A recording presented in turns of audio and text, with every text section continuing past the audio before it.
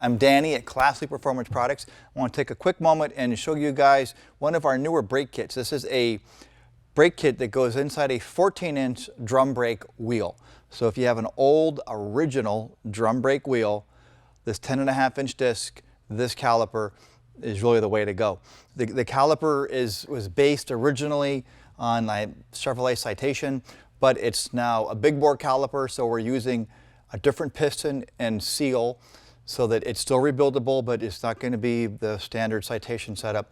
But it does have a really low profile clearance to get around the wheel. So this will fit a 14-inch drum brake wheel with a 10.5-inch disc.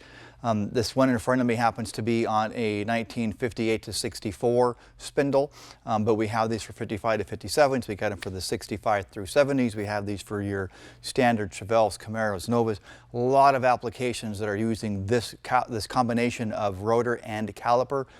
And the big thing there is an old style 14-inch drum brake wheel with disc brakes. To find out more about these kits, you can get us on the web at www.classicperform.com or give us a call at 714-522-2000.